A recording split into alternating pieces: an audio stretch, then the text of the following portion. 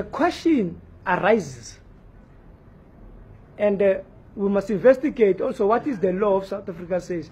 How can a city in South Africa be 80% foreign nationals? That is dangerous.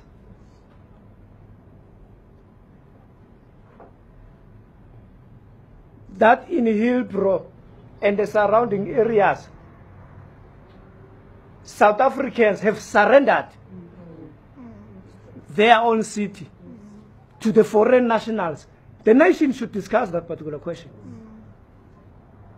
You won't find South Africans in other countries dominating a city into 80%. Because if we do not debate that, that necessarily means the whole South Africa could be 80% dominated by foreign nationals. And the future president of South Africa could be a foreign national. We are surrendering our land. And it is not xenophobia. To talk truth, we fought for this land. From a white minority, we cannot surrender it to the foreign nationals. That is a matter of principles.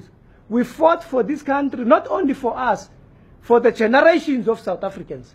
The arms that are being used here in Hillbrow are arms of war, which are unlicensed. The hijacking of buildings here in Hillbrow is a sign of taking over power. The question of dominance of foreign nationals in illegal trading and also businesses that are here in Hillbrow is an economic sabotage that is taking place against our people that were supposed to be those that are running those particular businesses. We are facing here service delivery protests that we don't know where are coming from. Some of the issues is because of we can't give shelter to our people because these buildings are being occupied and hijacked by people and lunatics that we don't know. Where we can be housing at least the middle class that is working here.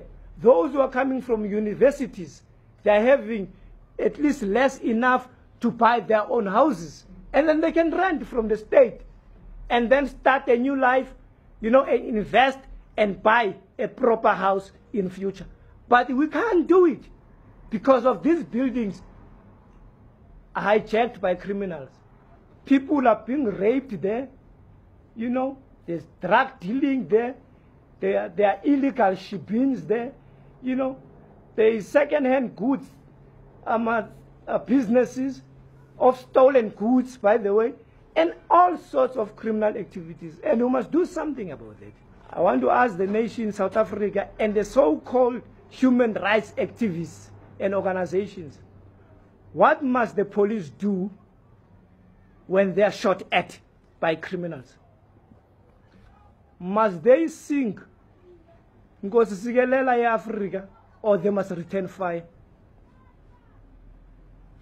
We are losing police officers day in, day out, but we are protecting criminals that are terrorizing our communities.